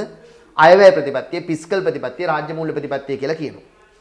සැපයුම් ප්‍රවර්ධන ප්‍රතිපත්ති කියන්නේ මොනවද? කිසියම් රටක නිපදවන භාණ්ඩ හා සේවායේ ප්‍රමාණය හා ගුණාත්මක තත්ත්වය කෙරෙහි බලපාන සාධකයන්ට බලපෑම් කිරීම. රටේ සැපයුමට නිපදවන භාණ්ඩ ප්‍රමාණය වේ ගුණාත්මක තත්ත්වය ඒවට බලපෑම් කිරීම සැපයුම් ප්‍රවර්ධන ප්‍රතිපත්තිය කියලා කියනවා. ඊළඟට විදේශ වෙළඳ ප්‍රතිපත්තිය. ඒ කියන්නේ අපි කිව්වා අපනයන, ආනයන, විදේශ විනිමය අනුපාත, ගෙවුම් ශේෂය කියන සාර්වාර්ථික විචල්යන් මෙහෙවමින් සාර්වාර්ථික අරමුණු දිනා ගැනීමට ක්‍රියාත්මක වෙන එක ක්‍රියා කරන එක අපි කියනවා විදේශ වෙළඳ ප්‍රතිපත්තිය. එතන ආදායම් ප්‍රතිපත්තිය. කිව්වේ රටක උද්දමන වේගය පාලනය කරන්න ඍජු ලෙස වැටුප් උපනතීන් කෙරෙහි බලපෑම් කිරීම. ඍජු පාලන ප්‍රතිපත්තිය කිව්වේ රජයේ නියෝග ස්වරූපයෙන් ආර්ථිකයේ මෙහෙයවීම. කියන්නේ උපරිම මිල සීමා, අවම මිල සීමා දාන එක. ඊළඟට බලන්න පුතේ පිටු අංකය 6 අහනවා විභාග ප්‍රශ්නයක් තියෙනවා. සාර්වාර්ථික අරමුණු මුදුන් පමුණවා ගැනීමට රජයට අනුගමනය කළ හැකි ප්‍රතිපත්තිමය ක්‍රියාමාර්ග මොනවද? ආර්ථික ප්‍රතිපත්ති මොනවද? රජයට යොදා ගන්න පුළුවන් ප්‍රතිපත්ති මොනවද? මොනවද ප්‍රතිපත්තිමය ක්‍රියාමාර්ග?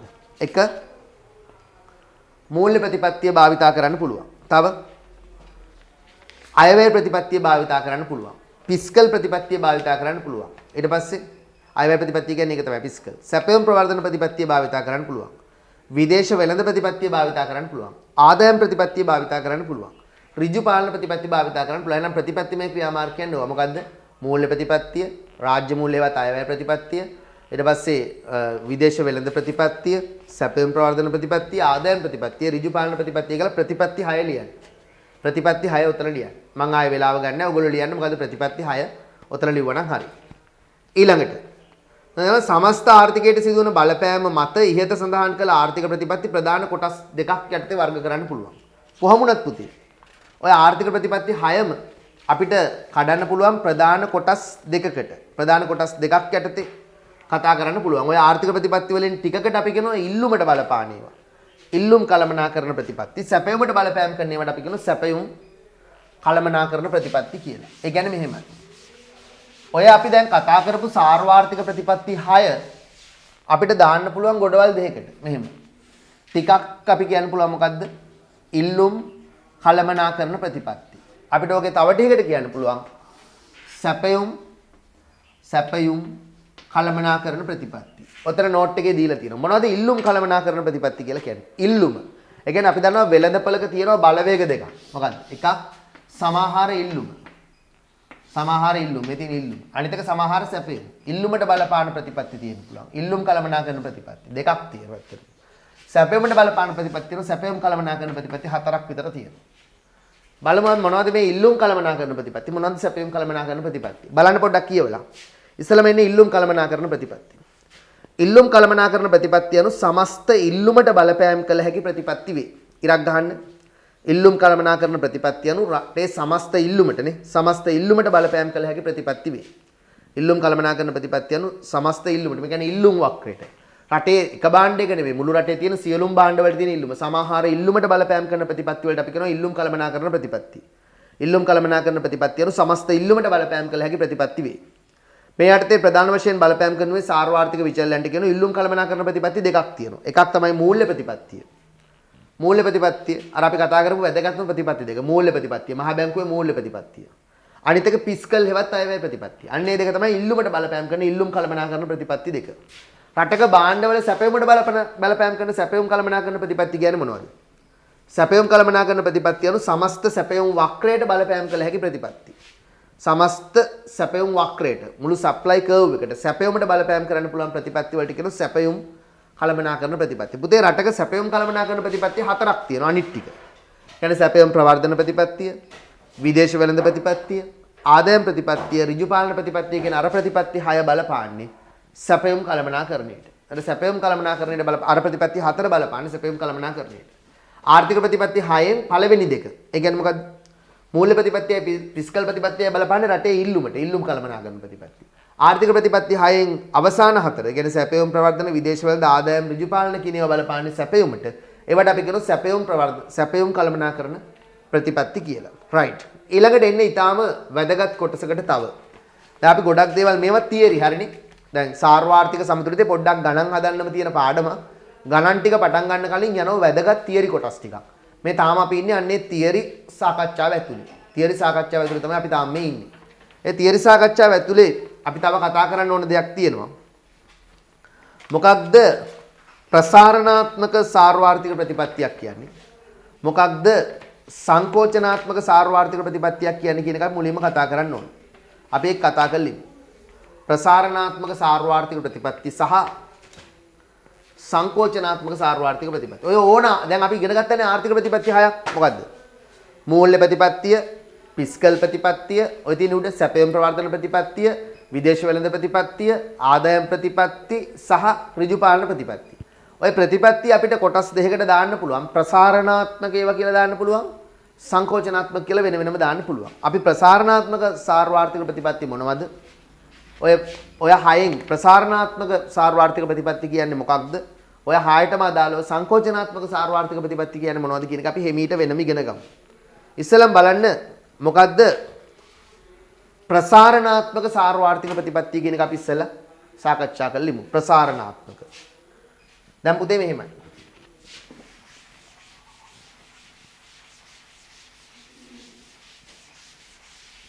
අපි දන්නවා ආර්ථික ප්‍රතිපත්ති ගොඩක් තියෙනවනේ. ඔය ඕන ආර්ථික ප්‍රතිපත්ති 6ක් තියෙනවා. 1 2 3 4 5 6. මොනවද 6? මූල්‍ය ප්‍රතිපත්තිය, රාජ්‍ය මූල්‍ය හෙවත් අයවැය ප්‍රතිපත්තිය, සැපයුම් ප්‍රවර්ධන ප්‍රතිපත්තිය, තව මොනවද? විදේශ වෙළඳ ප්‍රතිපත්තිය, තව ආදායම් ප්‍රතිපත්තිය, තව ඍජු පාලන ප්‍රතිපත්තිය. ඔය වගේ ආර්ථික ප්‍රතිපත්ති තියෙනවා. ඔය සියලුම ආර්ථික ප්‍රතිපත්ති අපි කියනවා. මේවා සමහරක් වෙලාවට මේ ආර්ථික ප්‍රතිපත්ති ප්‍රසාරණාත්මකයි. තව සමහරක් වෙලාවට මේ ආර්ථික ප්‍රතිපත්ති සංකෝචනාත්මකයි. මොකද්ද ප්‍රසාරණාත්මක කියන්නේ මොකද්ද සංකෝචනාත්මක කියන්නේ කියලා අපි හිමීට බලමු. මෙන්න මෙහෙමයි. මම ඉස්සෙල්ලම පටන් ගන්නම්. ප්‍රසාරණාත්මක සාර්වාර්ථික ප්‍රතිපත්ති කියන්නේ මොනවද කියන එක. මේක දැනගත යුතුම කරුණක් මේ පාඩමට අදාළයි. මම මෙන්න මෙහෙම කිව්වොත්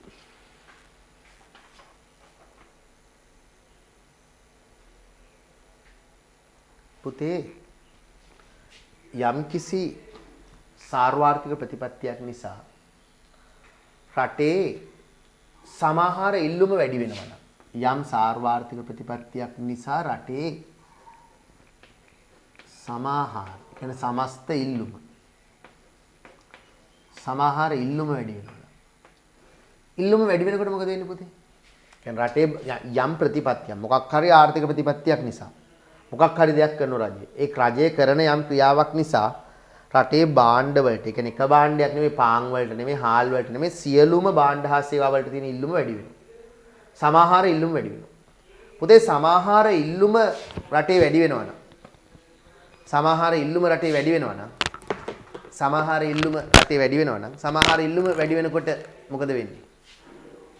සමාහාර ඉල්ලුම වැඩි වුණොත් එක්ක මොකද වෙන්නේ? පුද්ගලයන්ගේ ආදායම නෙමෙයි පොඩ්ඩක්. සමාහාර ඉල්ලුම වැඩි වුණොත් ඉල්ලුම වැඩි වෙනකොට රටේ භාණ්ඩවල මොකද වෙන්නේ? මිල මට්ටම ඉහළ යනවා. නේ? සමාහාර ඉල්ලුම වැඩි වෙනකොට භාණ්ඩවල මිල මට්ටම ඉහළ යනවා. මිල මට්ටම ඉහළ යනවා. නේ? මිල මට්ටම ඉහළ යනවා. මිල මට්ටම ඉහළ ගියොත් රටේ නිෂ්පාදකයෝ නිෂ්පාදනය වැඩි කරනවා. නිෂ්පාදනයත් ඉහළ යනවා. අයි බඩු මිල වැඩි වෙනකොට නිෂ්පාදකයෝ කැමති නේ ඒගොල්ලෝ නිෂ්පාදනයත් වැඩි කරනවා. නිෂ්පාදනය ඉහළ යනවා. නිෂ්පාදනය ඉහළ ගියොත් සේවා නියුක්තියත් ඉහළ යනවා. සේවා නියුක්තිය ඉහළ යනවා. සේවා නියුක්තිය ඉහළ ගියොත් ආදායමත් ඉහළ යනවා. ඒ නිසා නැවත හපව සමහර ඉල්ලුම ඉහළ යන්න පුළුවන්. ওই ටික ඉහළ යනවා නම් ඔක්කොම එකට ඉහළ යනවා. හරි. එතකොට මේ මිල මට්ටම ඉහළ යනවා කියන තමයි උද්දමනය. මෙන්න මේ වගේ සාර්වාර්ථික ප්‍රතිපත්ති රටක සමාහාර ඉල්ලුම වැඩි කරන ආකාරයේ සාර්වාර්ථික ප්‍රතිපත්ති වලට අපි කියනවා මොනවද? ප්‍රසාරණාත්මක සාර්වාර්ථික ප්‍රතිපත්ති. රටක ඉල්ලුම වැඩි කරන සාර්වාර්ථික ප්‍රතිපත්ති වලට අපි කියනවා ප්‍රසාරණාත්මක සාර්වාර්ථික ප්‍රතිපත්ති. පුතේ අපි පොඩ්ඩක් එන්නකෝ 8 වෙනි පිටුවට. page number 8 8 වෙනි එකට එන්න. 8 වෙනි පිටුවේ තියෙනවා. පුතේ එතකොට එන්න පොඩ්ඩක් 8 වෙනි පිටුවට. 8 වෙනි පිටුවට එන්න. 8 වෙනි පිටුවේ ඔයගොල්ලන්ට තියෙනවා මෙහෙම ප්‍රස්තාරයක්.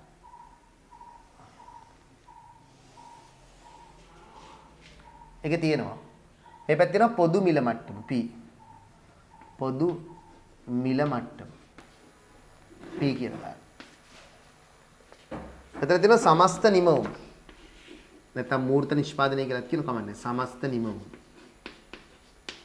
Y. මූල ලක්ෂ්‍ය බිඳුවයි. පුතේ මෙහෙම ඉල්ලුම් වක්‍රයක් ඇඳලා තියෙනවා. ඒකට දාලා තියෙනවා හැබැයි AD aggregate demand. aggregate demand කියන්නේ සමාහාර ඉල්ලුම කියන එක. අන්න මේකට AD කියන එක ඕනම් දන්නේ නැත්නම් පැත්තකින් ලියාගන්න. AD කියන්නේ මොකද්ද? සමාහාර ඉල්ලුම. සමාහාර ඉල්ලුම. AS කියලා කියන්නේ මොකද්ද? aggregate supply. ඒ කියන්නේ සමාහාර සැපයීම. පොඩ්ඩක් සරල රේඛාවක් නොවෙන්න වක්‍රයක් විදිහට මෙන්න මෙහෙම තියෙන සමාහාර සැපයීම. aggregate supply. දෙකම තියෙනවා. ඉල්ලුම් වක්‍රෙත් මෙහෙම පොඩ්ඩක් හැඩ කළා. මෙයත් හැඩ කළා. දෙන්නම හැඩ කළා අරන් තියෙනවා. සමාහාර සැපයීම. AD කියන්නේ සමාහාර ඉල්ලුම, AS කියන්නේ සමාහාර සැපයීම. aggregate demand, aggregate supply. පුතේ සමාහාර ඉල්ලුම සැපයීම අනුව මෙතන සමතුලිතය තීරණය වෙලා තියෙනවා. ඉක්විලිබ්‍රියම් එක. තීරණය වෙලා තියෙනවා. ඔය සමතුලිතයේදී මෙන්න මිල. මෙන්න මිල.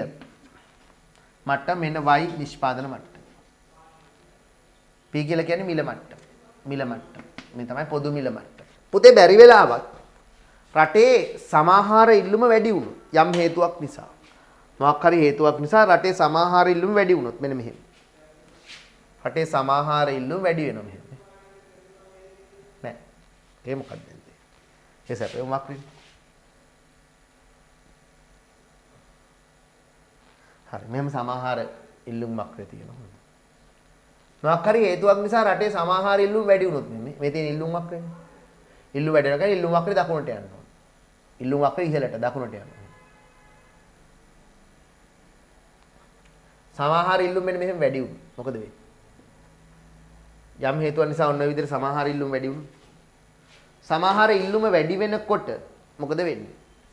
ඒකත් එක්ක අලුත් සමතුලිතයක් මෙහෙම නිර්මාණය වෙනවා. අඳින්න බලන්න ඕක. සමාහාර ඉල්ලුම් වක්‍රය දකුණට විතර කරලා.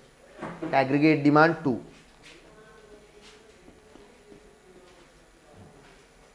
සමාහාර ඉල්ලුම් වැඩි වුණොත්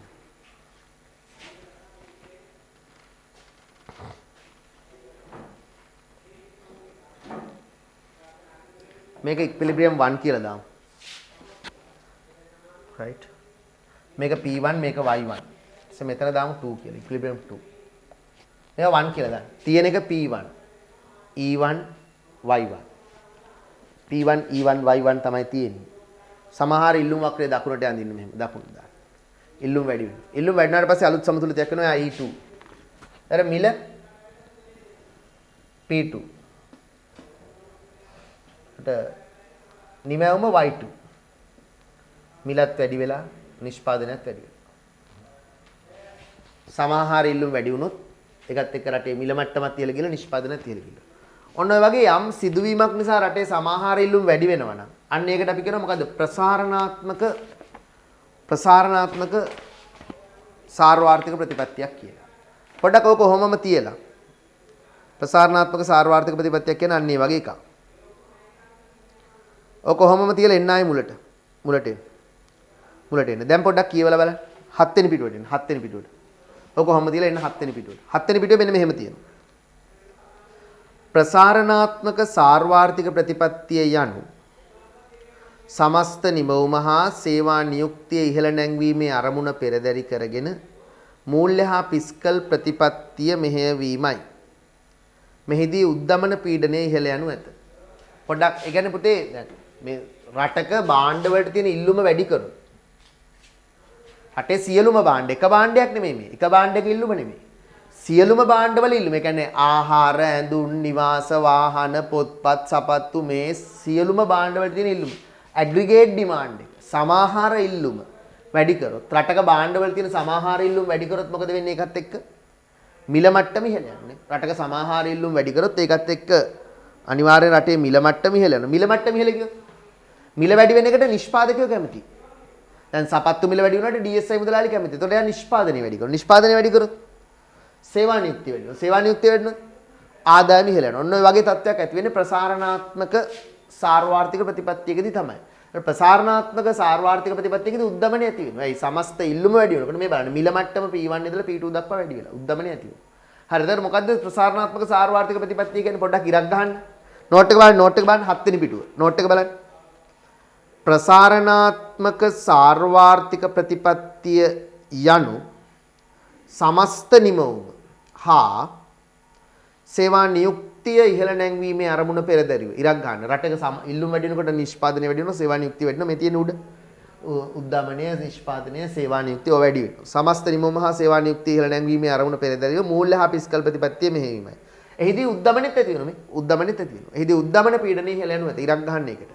මොකද්ද ඒකට ප්‍රසාරණාත්මක සාර්වාර්ථික ප්‍රතිපත්තිය කියන්නේ? ප්‍රසාරණාත්මක සාර්වාර්ථික ප්‍රතිපත්තිය කියන්නේ නිෂ්පාදනය වැඩි කරන්න. සේවා නියුක්තිය වැඩි කිරීමේ අරමුණු සහිතව මූල්‍ය හා පිස්කල් ප්‍රතිපත්තිය මෙහෙයවන. එහෙනම් අයවැය ප්‍රතිපත්තියයි රාජ්‍ය මොකද්ද? මූල්‍ය ප්‍රතිපත්තියයි අයවැය ප්‍රතිපත්තිය මෙහෙයවනවා. මොකද්ද අරමුණ? රටේ නිමවුම වැඩි කරන්න, සේවා නියුක්තිය වැඩි කරන්න. එතකොට උද්දමනෙත් නිකම්ම ලැබෙනවා. අමතර තෑග්ගක් විදිහට උද්දමනෙත් ලැබෙනවා. අපේ අරමුණ තමයි රටේ නිෂ්පාදනයේ සේවා නියුක්තිය වැඩි කරන එකට. ඒක අතුරුඵලයක් විදිහට උද්දමනෙත් ලැබෙනවා. ඇයි? මොකක් හරි හේතුවක් නිසා රටේ බඩු වලට තියෙන ඉල්ලුම වැඩි වුණොත්. ඉල්ලුම වැඩි වෙනකොට කොහොමද මිල මට්ටම ඉහළ යනෝනේ? ඉල්ලුම වැඩි වෙනකොට මිල මට්ටම ඉහළ යන උද්දමනේ අනිවාර්යයි. හරි මිල මට්ටම ඉහළ යන නිසා තමයි නිෂ්පාදකයා නිෂ්පාදනය වැඩි කරන්නේ. නිෂ්පාදනයත් වැඩි වෙනවා. නිෂ්පාදනය වැඩි වෙනකොට රටේ මිනිස්සුන්ට රස්සාවල් වැඩි වෙනවා. සේවා නියුක්තිය වැඩි වෙනවා. සේවා නියුක්තිය වැඩි වෙනකොට ආදායම වැඩි වෙනවා. පොඩ්ඩක් අයිනකින් ඔය යටින් ඔය 7 වෙනි පිටුව කියලා පිටු අංක 7 කියලා තියෙන යට මේ යට අයිනෙන් ලියන්න. මෙන්න මේක පොඩ්ඩක් ලියගන්න. තිත්තිරි වල නෙමෙයි යට යටම පිටුවේ කොනේ මේ පල්ලෙහා හරිය මේ හරියෙන් යට හරියෙන් ලියන්න. මොකද්ද? සමාහාර ඉල්ලුම් වැඩි වෙනවා. උඩට ඊතලයක් දාන්න. ඉල්ලුම් වැඩි වුණොත් මිල මට්ටම ඉහළ යනවා. උද්දමනය ඇති වෙනවා. බඩු මිල වැඩි වෙනවා. උද්දමනය. ඉල්ලුම් වැඩි නිසා බඩු මිල වැඩි වෙනවා. මේ ඉල්ලුම් වැඩි වෙනකොට මේ මිල මට්ටම P1 ඉඳලා P2 දක්වා මේ ඉල්ලුම් වක්‍රය දකුණට යනකොට මිල සමතුලිතය මෙතන ඊට පස්සේ මෙතන කියන්නේ මිල මට්ටම P1 ඉඳලා P2 දක්වා ගියා. සමාහාර ඉල්ලුම් වැඩිනොත් මිල මට්ටම ඉහළ යනවා. උද්දමනය ඇති වෙනවා. මිල මට්ටම වරණතුරු උද්දමනය කියලා. හරි උද්දමනය ඇති වුණොත් උද්දමනයට නිෂ්පාදකයා කැමතියි. DSI එකේ මුදලාලි සපත්තු මිල වැඩි වෙනවට කැමතියි. එහෙනම් එතකොට එයා නිෂ්පාදනය වැඩි කරනවා. නිෂ්පාදනය වැඩි කරොත් ආයතනයට තව සේවකයෝ බඳව ගන්න පුළුවන්. සේවා නියුක්තිය වැඩි වෙනවා ලියන්න. නිෂ්පාදනය වැඩි වෙන උඩට ඊතලයක් සේවා නියුක්තියත් වැඩි වෙනවා. සේවා නියුක්තිය වැඩි වෙනොත් මිනිස්සුන්ගේ ආදායම නැවත ඉහළ යනවා. ආදායම ඉහළ යනවා. ඔන්න ඕකට අපි කියනවා ප්‍රසාරණාත්මක සාර්වාර්ථික ප්‍රතිපත්තිය කියලා. පොඩ්ඩක් මොකද්ද නිර්වචනේ? නිර්වචනේ තමයි මේක. අපේ අරමුණ තමයි නිෂ්පාදනයයි සේවා නියුක්තිය වැඩි කරගන්න එක. මොකද්ද? ප්‍රසාරණාත්මක සාර්වාර්ථික ප්‍රතිපත්තිය යන සමස්ත නිමවුම හා සේවා නියුක්තිය මෙන්න මේ දෙක තමයි අරමුණ. අරමුණ මේ දෙක. නිෂ්පාදනය වැඩි කරගන්න ඕන, සේවා නියුක්තිය වැඩි කරගන්න ඕන. නිෂ්පාදනය හා සේවා නියුක්තිය ඉහළ නැගීම යන අරමුණ පෙරදැරිව මූල්‍ය හා පිස්කල් ප්‍රතිපත්තිය මෙහෙයවීම. මෙහිදී උද්දමන පීඩනය මේක අතුරු ප්‍රතිඵලයක්. ඇති වෙන අතුරු ප්‍රතිඵලය තමයි උද්දමනය. නිෂ්පාදනයේ සේවා නියුක්තිය වැඩි කරගන්න උද්දමනෙත් ඇති වෙනවා. මේක කරන්නේ ඉල්ලුම වැඩි කළා. ඉල්ලුම වැඩි කළා. එහිදී උද්දමන පීඩනය ඉහළ යන විට ප්‍රසාරණාත්මක සාර්වාර්ථික ප්‍රතිපත්තියේ මූලික ලක්ෂණ. කොහොමද සාර්වාර්ථික ප්‍රතිපත්තියේ ප්‍රසාරණාත්මක සාර්වාර්ථික ප්‍රතිපත්තියේ ලක්ෂණ මොනවද? පුතේ සාර්වාර්ථික ප්‍රතිපත්තිය ප්‍රසාරණාත්මක වෙන්නේ මෙන්න මෙහිමයි. දැන් රටක සමස්ත ඉල්ලුම වැඩි කරන්න නම් මූල්‍ය ප්‍රතිපත්තියට අනුව අපි කරන්න ඕන දෙයක් තමයි එකක් තමයි මුදල් සැපයුම වැඩි කරන්න ඕන. මුදල් සැපයුම වැඩි කරන්න ඕන. ඇයි ඒ? දැන් මිනිස්සු භාණ්ඩ ඉල්ලන්නේ අතේ මොනවද තිබුණොත්ද? කෑෂ් තිබුණොත්, මුදල් තිබුණොත්. එහෙනම් සමස්ත ඉල්ලුම රටක භාණ්ඩ වලට තියෙන ඉල්ලුම, පාන් වලට, ආහාර වලට, ඇඳුම් වලට, ප්‍රාග්ධන භාණ්ඩ වලට, ආයෝජන භාණ්ඩ වලට තියෙන ඉල්ලුම වැඩි කරන්න නම් එක දෙයක් තමයි රටේ මුදල් අච්චු ගහන එක වැඩි කරන්න. මුදල් සැපයුම වැඩි කරන්න ඕන. එහෙනම් මේ ප්‍රසාරණාත්මක සාර්වාර්ථික ප්‍රතිපත්තියේ ලක්ෂණයක් තමයි රටේ මුදල් සැපයුම වැඩි කරනවා.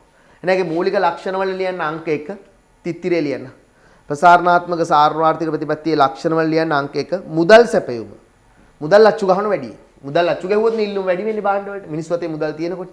මුදල් සැපයුම හරස් සිරක් ණය සැපයුම. නැත්තම් මිනිසුන්ට ණය දෙනවා. මුදල් සැපයුම හරස් සිරක් ණය සැපයුම වැඩි කිරීම. මුදල් සැපයුම නැත්තම් ණය සැපයුම වැඩි කිරීම. මුදල් සැපයුම නැත්තම් ණය සැපයුම වැඩි කිරීම. ණය සැපයුම වැඩි කිරීම. 2. පුතේ රටේ මිනිස්සු අතේ තියෙන මුදල් ප්‍රමාණය වැඩි වුණොත් සමහර ඉල්ලුම් වැඩි වෙන්නේ. මුදල් ප්‍රමාණය ණය ප්‍රමාණය වැඩි කරන්න පුළුවන් තව ක්‍රමයක් තියෙනවා පොලි අනුපාතික අඩු කිරීම. ලියන්න 2. පොලි අනුපාතික අඩු කිරීම. පොලි අනුපාතික අඩු කිරීම. පොලි අඩු කරනවා. අඩු පොලියට ණය දෙනවා. 100ට දැන් මේ දවස්වල ආර්ථිකය වර්ධනය කරන්න ඕන නිසා නිෂ්පාදනය දැන් ආර්ථිකේ කඩන් වැටලානේ තියෙන්නේ. අවපාතයෙන් ගොඩ එන්න නිෂ්පාදනය සේවා නියුක්තිය වැඩි කරන්න ඕන නිසා අඩු පොලියට ණය දෙනවා. පොලි අනුපාතය අඩු වෙනවා. පොලි අනුපාතය අඩු වෙනකොට මිනිස්සු ණය අරගෙන අතේ සල්ලි වැඩි, සමහර ඉල්ලුම් වැඩි, භාණ්ඩ මිල දී ගන්නවා. අන්න. දැන් සමහර ඉල්ලුම් වැඩි කරන්න පුළුවන් ක්‍රම දෙකක් තියෙනවා. එකක් මොකද්ද? මුදල් සැපයුමම වැඩි කරනවා, අච්චු ගහනවා. 2 රටේ පොලි අඩු කරනවා. පොලි අනුපාතය අඩු කිරීම. එතකොට මිනිස්සු අතේ සල්ලි වැඩි වෙනවා, සමහර ඉල්ලුම් වැඩි වෙනවා. හරිනම් මුදල් සැපයුම වැඩි කිරීම 1, 2 පොලි අනුපාතය අඩු කිරීම. පුතේ ඇත්තටම ওই දෙකම බලපාන්නේ මොන ප්‍රතිපත්තියටද? මූල්‍ය ප්‍රතිපත්තියට. මේ දෙකෙන්ම බලපෑම් මේ බලපෑම් දෙකම අදාළ වෙන්නේ මූල්‍ය ප්‍රතිපත්තියට. පළවෙනි දෙකට සංගල වරහණක් දාලා මේ දෙකට සංගල වරහණක් දාලා ලියන්න. මෙතන සංගල වරහණක් දාලා මෙතන ඉස්සරහින් ලියන්න. 1 2 ලියපු තැන එතන ඉස්සරහින් සංගල වරහණක් දාලා ලියන්න. චූටියට ලියාගන්න. ප්‍රසාරණාත්මක මූල්‍ය ප්‍රතිපත්තිය. මේ දෙකෙන් කියවෙන්නේ ප්‍රසාරණාත්මක මූල්‍ය ප්‍රතිපත්තිය. ප්‍රසාරණාත්මක මූල්‍ය ප්‍රතිපත්තිය. ඒ දෙකෙන් කියවෙන්නේ ප්‍රසාරණාත්මක මූල්‍ය ප්‍රතිපත්තිය. පුතේ තාම මොනවද කරන්න පුළුවන් රටේ සමස්ත ඉල්ලුම් වැඩි කරන්න? අයවැය ප්‍රතිපත්තිය මොකද කරන්න පුළුවන්? පුතේ මිනිස්සු භාණ්ඩ මිලදී ගන්න අතේ සල්ලි තිබුණොත්නේ. එහෙනම් අයවැය ප්‍රතිපත්තිය කියන්නේ රාජ්‍ය ආදායම රාජ්‍ය වියදම ඕවනේ සම්බන්ධ වෙන්නේ. රාජ්‍ය ආදායම රාජ්‍ය වියදම ඕවනේ අයවැය ප්‍රතිපත්තියට සම්බන්ධ වෙන්නේ. දැන් රටේ මිනිස්සුන්ගේ භාණ්ඩ වලට තියෙන ඉල්ලුම් වැඩි කරන්න නම් ආණ්ඩුව බදු ගැහුවොත් මොකද වෙන්නේ? ආණ්ඩුව බදු ගැහුවොත් ආණ්ඩුව මිනිස්සුන්ගෙන් බදු ගන්නව හෙන ගොඩක්. මිනිස්සුන්ගේ ආණ්ඩුව බදු අය කරොත් ආණ්ඩුව බදු අය කරනවා. ආණ්ඩුව බදු අය කරොත් මිනිස්සු අතේ සල්ලි නැහැනේ සමහර ඉල්ලුම අඩු වෙන. එහෙම නෙමෙයි ආණ්ඩුව බදු කපා හරින්න ඕන. එහෙනම් අයවැයේදී ආණ්ඩුව බදු කපා හැරෙන්න ඕන. අංක 3 ලියන්න. අංක 3 ලියන්න. බදු කපා හරිනවා. එතකොට තමයි ඉල්ලුම වැඩි වෙන්නේ. එතකොට බදු අය කරන්නේ නැත්නම් මිනිස්සු අතේ සල්ලි වැඩි ඉල්ලුම වැඩි කරනවා. අය බදු ගෙවන්න ඕනේ නැහැනේ. ආණ්ඩුව බදු කපා. දැන් මේ දවස්වල ආණ්ඩුව බදු අඩු කරලා තියෙනවා. රටේ ආර්ථික අවපාතයෙන් ගොඩ එන්න ඕන නිසා මිනිස්සුන්ගේ බදු කපා හැරලා තියෙනවා. එතකොට මිනිස්සු අතේ සල්ලි වැඩි. එතකොට ඉල්ලුම් වැඩි වෙනවා. අන්න සමහර ඉල්ලුම් වැඩි කරන්න පුළුවන්. ලියන්න බදු කපා හැරීම හෝ බදු අනුපාත අඩු කිරීම. රාජ්‍ය ආදායම එතකොට අඩු වෙනවා තමයි. බදු කපා හැරීම හෝ බදු අනුපාත අඩු. නම් මිනිස්සුන්ට හොඳයි. මිනිස්සුන්ගේ අතේ සල්ලි වැඩි වෙලා ඉල්ලුම් වැඩි වෙනවා. ආණ්ඩුව බදු කැපුවොත් අපේ අතේ සල්ලි වැඩි අපි ඉල්ලුම් වැඩි කරනවා. බදු කපා හැරීම හෝ බදු අනුපාත අඩු කිරීම. අංක 3. අංක 3 ලියන්න බදු කපා හැරීම හෝ බදු අනුපාත අඩු කිරීම. අඩු කිරීම. අංක 3 බදු කපා හැරීම හෝ බදු අනුපාත අඩු කිරීම. බදු කපා හැරීම හෝ බදු අනුපාත අඩු කිරීම.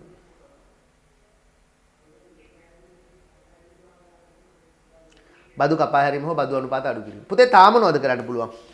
සමහර ඉල්ලුම් වැඩි කරන්න. අයවැය. බදු කපා හැරලා බදු අනුපාත අඩු කරන. එතන මිනිස්සු අතේ සල්ලි වැඩි. තව කරන්න පුළුවන් දෙයක් තමයි රාජ්‍ය වියදම් වැඩි කරනවා. සමෘද්ධි දෙනවා. මහ පොළ දෙනවා. රාජ්‍ය සේවක වැටුප් වැඩි කරනවා. අන්න එතකොට මිනිස්සු අතේ සල්ලි එනවා. සමහර ඉල්ලුම් වැඩි වෙනවා. එහෙනම් රාජ්‍ය වියදම් වැඩි කිරීම. 4 වෙනි එක ලියන්න. 4 රාජ්‍ය වියදම් බදු කපා හරින්නත් ඕන රාජ්‍ය වියදම් වැඩි කරන්නත් ඕන. රාජ්‍ය වියදම් වැඩි කිරීම. රාජ්‍ය වියදම් වැඩි කිරීම. රාජ්‍ය වියදම් වැඩි කිරීම. එතන සංගල වරහණක් දාලා ලියන්න. සංගල වරහණක් දාන්න මේ දෙකට දාලා ලියන්න ප්‍රසාරණාත්මක රාජ්‍ය නැත්නම් අයවැය ප්‍රතිපත්තිය. රාජ්‍ය මූලිකවත් කමන්නේ අයවැය කිව්වත් කමන්නේ නැහැ. එතන සංගල වරහණක් දාන්න මේ දෙකටම දාලා ලියන්න රාජ්‍ය වියදම් වැඩි කිරීම කියලා ලියුවා 4. බදු කපා හැරීමේ රාජ්‍ය වියදම් වැඩි කිරීමයි කියන දෙකට සංගල වරහණක් දාලා ඊතලයක් දාලා පල්ලෙහාට ලියන්න ප්‍රසාරණාත්මක අයවැය ප්‍රතිපත්තිය. ඒ තමයි ප්‍රසාරණාත්මක අයවැය ප්‍රතිපත්තිය. එතන කරුණු 4යි. රූල් 3යි තියෙන කරුණු 4ම ලියාගත්ත නේ නේද? ප්‍රසාරණාත්මක අයවැය ප්‍රතිපත්තිය කියලා ලියන්න. ප්‍රසාරණාත්මක අයවැය ප්‍රතිපත්තිය. මේක ප්‍රසාරණාත්මක මූල්‍ය ප්‍රතිපත්තිය. මේක ප්‍රසාරණාත්මක අයවැය ප්‍රතිපත්තිය. රයිට්. පොඩ්ඩක් ඉන්න පුතේ පොඩ්ඩකින් මම නැවත කියනවා. පුතේ අපිට ප්‍රසාරණාත්මක කියලා කියන්නේ අපිට ඕන වෙන්නේ මෙන්න මෙහෙම දෙයක් නේ. රටේ මේ තියෙන සමස්ත ඉල්ලුම නෑ මේ තියෙන සමස්ත සැපයුම මේ තියෙන සමස්ත ඉල්ලුම අපිට ඕන වෙන්නේ රටේ භාණ්ඩ වලට තියෙන ඉල්ලුම වැඩි කරන්න. ඉල්ලුම වැඩි කරන්න. සියලුම භාණ්ඩ හා සේවා වලට තියෙන ඉල්ලුම වැඩි කරන්න. ඉල්ලුම වැඩි වුණොත් සමහර ඉල්ලුම වැඩි වුණොත් ඉල්ලුම වැඩි වෙනකොට රටේ බඩු මිල ඉහළ යන උද්දමනය ඇති වෙන නොවැළක්විය හැකි නරක තත්වයක් උද්දමනය. හැබැයි උද්දමනය ඇති වුණාට බඩු මිල වැඩිවීම නිෂ්පාදකයට සතුට නිසා යා නිෂ්පාදනය වැඩි කරනවා. නිෂ්පාදනය වැඩිවීමත් එක්ක රටේ සේවා නියුක්තිය වැඩි වෙනවා. සේවා නියුක්තිය වැඩි වීමත් එක්ක රටේ මිනිසුන්ගේ ආදායම් මට්ටම ඉහළ යනවා. එහෙනම් සමහර ඉල්ලුම වැඩි කිරීම තුළ රටේ බඩු මිල වැඩි වෙලා නිෂ්පාදනය වැඩි වෙලා සේවා නියුක්තිය ආදායම ඉහළ යනවා. හරි සමහර ඉල්ලුම වැඩි කරන්නේ කොහොමද? කොහොමද මේ ප්‍රසාරණාත්මක මේ ප්‍රතිපත්තියක් ඇති කරන්නේ? එකක් මුදල් සැපයීම වැඩි කරනවා. සල්ලි අච්චු ගහලා බෙදනවා. එතකොට අන්න හරි. අනිත් එක පොලි අනුපාත අඩු කරනවා. පොලි අඩු කරාම හැමෝම ණය අරගෙන අන්න රටේ මුදල් තමන් ගාව තියෙන මුදල් ප්‍රමාණය වැඩි ඉල්ලුම් වැඩි වෙනවා. එහෙනම් මූල්‍ය ප්‍රතිපත්තියදී කරන්නේ මුදල් සැපයීම වැඩි කරලා පොලි අඩු කරනවා. මුදල් සැපයීම මුදල් අච්චු ගහලා බෙදන පොලි අනුපාත අඩු කරනවා. එතකොට මූල්‍ය ප්‍රතිපත්තියට අනුව සමහර ඉල්ලුම් වැඩි වෙනවා. රාජ්‍ය මූල්‍ය ප්‍රතිපත්තිය කියන්නේ රාජ්‍ය ආදායම් වියදමනේ. අයවැයනේ. බදු කපා හරිනවා. ආණ්ඩුවේ ආදායම් කියන ආණ්ඩුවේ බදු කපා හරිනවා. බදු කපා හැරියොත් අපේ අතේ සල්ලි වැඩි ඉල්ලුම් වැඩි වෙනවා. බදු කපා හැරියොත් දැන් ආණ්ඩුව අපෙන් බදු අය කරන්නේ නැත්නම් අපේ අතේ සල්ලි වැඩි ඉල්ලුම් වැඩි වෙනවා. අනිත් එක තමයි රාජ්‍ය වියදම් වැඩි කරනවා. සමෘද්ධි දෙනෝ, මහ පොළ දෙනෝ, පඩි වැඩි කරනවා. ඒත් අපේ අතේ සල්ලි වැඩි ඉල්ලුම් වැඩි වෙනවා. නම් බදු කපා හැරීම හා රාජ්‍ය වියදම් වැඩි කිරීම. ඒකට අපි කියන මොකද්ද? ඒක මොකද්ද? අයවැය ප්‍රතිපත්තිය. මුදල් සැපයීම වැඩි කරලා පොලි අඩු කරන එක මොකද්ද? මූල්‍ය ප්‍රතිපත්තිය. ඔන්න ඔය දෙකෙන් සමහර ඉල්ලුමක් මෙහාට තල්ලු කරොත් ඉල්ලුම් වැඩි වීමත් එක්ක මිල මට්ටම ඉහළ යන උද්දමනයේ නරක අතුරු ප්‍රතිඵලය. හැබැයි අපේ නිෂ්පාදනය හා සේවා නියුක්තිය ඉහළ යනවා. රටේ බඩු මිල වැඩි වෙනකොට නිෂ්පාදකයෝ කැමති නිෂ්පාදනය වැඩි කරනවා. නිෂ්පාදනය වැඩි කරනකොට සේවා නියුක්තිය වැඩි වෙනවා. ඒතකොට ආදායම් මට්ටමත් ඉහළ යනවා. ඔන්න ඕකට අපි කියනවා මොකද්ද? ප්‍රසාරණාත්මක මූල්‍ය ප්‍රතිපත්තිය කියලා. ඔක් කියන මෙවැනි ක්‍රියාමාර්ග ඔස්සේ කෙටි කාලයේදී සමහර ඉල්ලුම් ප්‍රසාරණය වී නිමවුම හා සේවා නියුක්තිය ඉහළ යාමක් අපේක්ෂා කෙරේ. එහා පැත්තේ පුතේ අපිට ඕක ප්‍රස්තාරයක අපි ඇඳා. මේක ඇඳන්නේ. ඒ ඇඳපු ප්‍රස්තාරයට යටින් පොඩ්ඩක් මේ ටික ලියාගන්න. ප්‍රසාරණාත්මක ප්‍රතිපත්තිය යටතේ මේ ටික ලියාගන්න. මේ ප්‍රස්තාරයට යටින් මේක ලියන්නේ. මොකද්ද? රූප සටහනට අනුව රූප සටහනට අනුව රූප සටහනට අනුව රූප සටහනට අනුව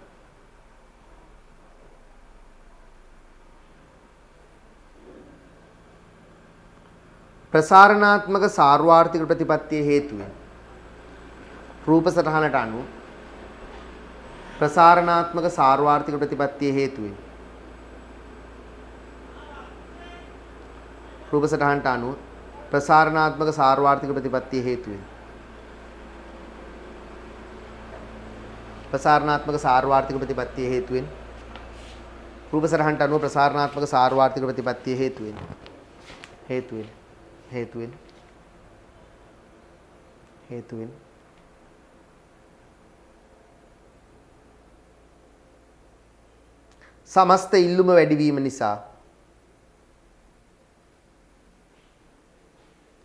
සමස්ත ඉල්ලුම වැඩිවීම නිසා ආර්ථික වෘද්ධි අරමුණ ඉටු වුවද සමස්ත ඉල්ලුම වැඩිවීම නිසා ආර්ථික වෘද්ධි අරමුණ ඉටු වුවද සමස්ත ඉල්ලුම වැඩිවීම නිසා ආර්ථික වෘද්ධි අරමුණ ඉටු වුවද මිල ස්ථායිතා අරමුණ ආර්ථික වෘද්ධි අරමුණ ඉටු වුවද මිල ස්ථායිතා අරමුණ බිඳ වැටේ. ආර්ථික වෘද්ධි අරමුණ ඉටු වුවද මිල ස්ථායිතා අරමුණ බිඳ වැටේ. ආර්ථික වෘද්ධි අරමුණ ඉටු වුවද මිල ස්ථායිතා අරමුණ බිඳ වැටේ. ආර්ථික වෘද්ධි අරමුණ ඉටු වුවද මිල ස්ථායිතා අරමුණ බිඳ වැටේ. පුතේ ආර්ථික වෘද්ධි අරමුණ කොහොමද ඉටු වෙන්නේ? අයි පුතේ මේ බලන්න. ඉල්ලුම වැඩි වෙනකොට මෙන්න නිෂ්පාදනය වැඩි වෙනවා. මෙතන ලියා ගන්න. අර පස්තාරේ ගාව. නිෂ්පාදනය වැඩි වෙනවා කියන්නේ ආර්ථික වර්ධනය. ආර්ථික වර්ධනය කියලා ලියන්නේ. මේ ඉල්ලුම වැඩි වෙනකොට රටේ නිෂ්පාදනයේ Y1 ඉඳලා Y2 වලට වැඩි වෙනවා. ඒක ආර්ථික වර්ධනය. හැබැයි බඩු මිල ඉහළනවා. P1 තිබිච්ච මිල මට්ටම P2 දක්වා ඉහළනවා. මේක මොකද්ද? මේක උද්දමනය. එහෙනම් මිල ස්ථායීතාව බිඳ වැටෙනවා. ආර්ථික වෘද්ධි අරමුණ ඉටු වුණාට මොකද? මිල ස්ථායීතාව කියන එක බිඳ වැටෙනවා. ආර්ථික වෘද්ධි අරමුණ ඉටු වුණාට මොකද? මිල ස්ථායීතාව කියන එක බිඳ වැටෙනවා. හරිනේ? එන උද්දමනය. මිල මට්ටම ඉහළනවා. නමුත් ආර්ථික වර්ධනය වෙනවා. මේක ලියා ගන්න ආර්ථික වර්ධනය මෙතන උද්දමනය. ඔන්න ඕක තමයි අපි කියන්නේ මොකද්ද? ප්‍රසාරණාත්මක සාර්වාර්ථික ප්‍රතිපත්තිය කියලා. ඕක තමයි ප්‍රසාරණාත්මක සාර්වාර්ථික ප්‍රතිපත්තිය කියලා කියන්නේ. පුතේ ඊළඟට අපි සාකච්ඡා කරන්න ඕනේ මොකද්ද? සංකෝචනාත්මක සාර්වාර්ථික ප්‍රතිපත්තිය තමයි අපිට ඊළඟට සාකච්ඡා කරන්න තියෙන්නේ. අපි ඔය කතා කරේ මොකද්ද? ප්‍රසාරණාත්මක සාර්වාර්ථික ප්‍රතිපත්තිය. right. එතකොට අපි මෙතනින් ඉවර කරනවා මොකද්ද? ප්‍රසාරණාත්මක සාර්වාර්ථික ප්‍රතිපත්තිය. අපි එතකොට මේ ඉවර කරන්නේ ඔයගොල්ලෝගේ lessons වල කීවෙනි එකද? අපි ඉවර කරන්නේ ඔයගොල්ලෝගේ lessons වල මේ ඉවර කරන්නේ දෙවෙනි එක සාර්වාර්ථික න්‍යායන දෙවෙනි lesson එක ඉවර කරන්නේ. අපි තුන්වෙනි lesson එකේදී ඔයගොල්ලොත් එක්ක හම්බෙනවා. තුන්වෙනි lesson එකේ අපි කතා කරන්නේ මොකද්ද? සංකෝචනාත්මක සාර්වාර්ථික ප්‍රතිපත්තිය ගැන. සංකෝචනාත්මක සාර්වාර්ථික ප්‍රතිපත්තියත් එක්ක අපි එමු තුන්වෙනි lesson එකේදී. මේ අපි කතා කරලා ඉවර කරේ ප්‍රසාරණාත්මක සාර්වාර්ථික ප්‍රතිපත්තිය. හරි පුතේ. බොහොම